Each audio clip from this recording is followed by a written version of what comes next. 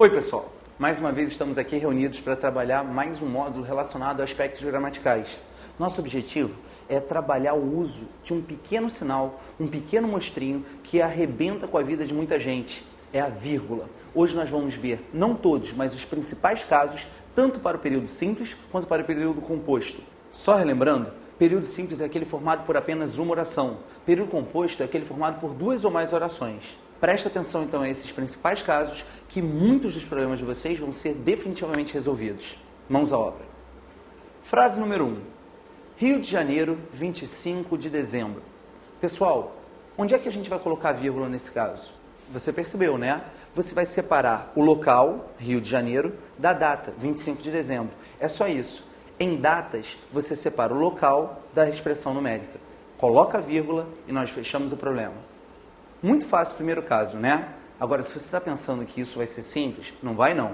No início a gente vai apenas aquecer, depois vai ficar mais complicado. Observe essa segunda frase agora.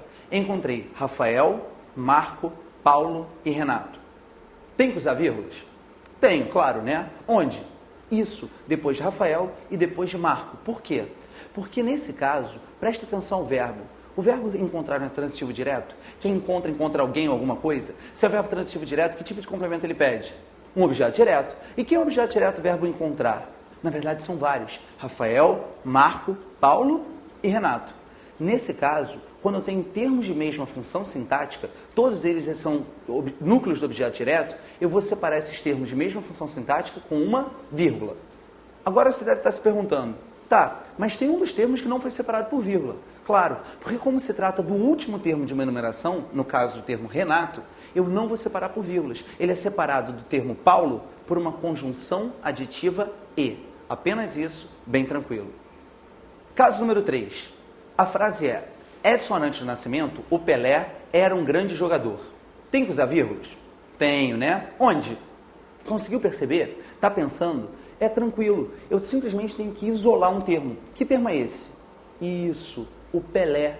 Qual é a função sintática desse termo, você sabe?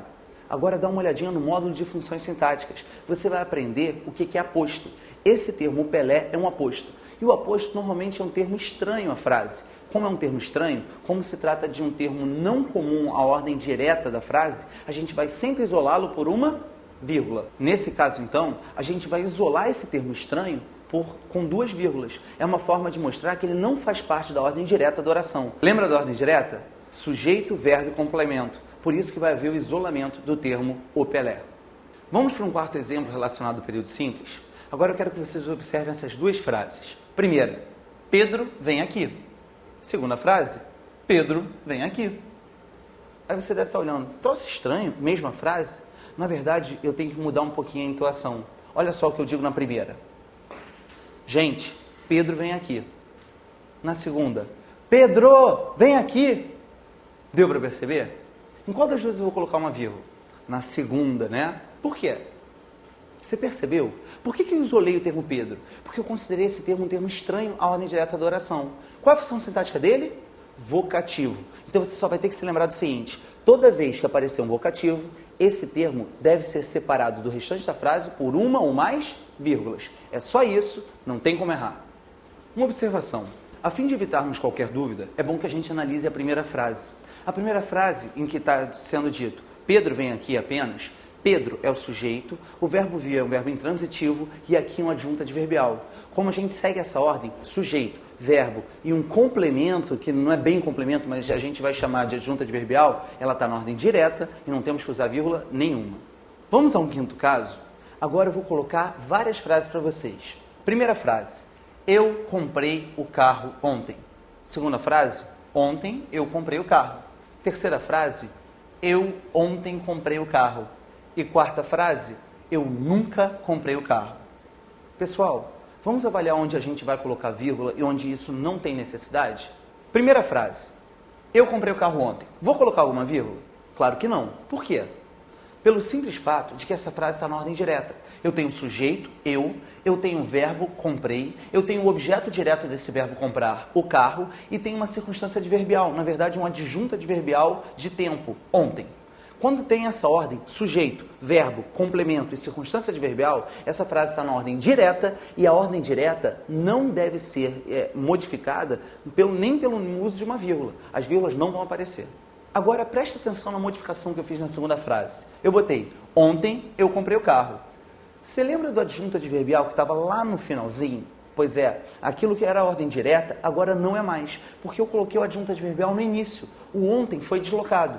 Toda vez que eu tiver um termo estranho à frase ou estranho à ordem direta da frase, o que eu tenho que fazer? Isolar por vírgulas. Por isso vai ficar, ontem, vírgula, eu comprei o carro. Terceira frase. Agora uma pequena modificação mais uma vez. Eu ontem comprei o carro.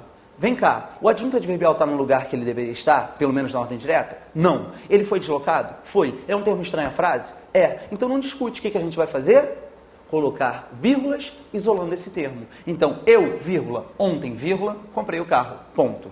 A quarta frase é aquela que a gente vai trabalhar um caso especial. Eu nunca comprei o carro. Galera, nesse caso, eu tenho um termo estranho à frase? Tenho. Nunca também é um adjunto adverbial. Agora tem um detalhe. Ele é um adjunto adverbial de negação.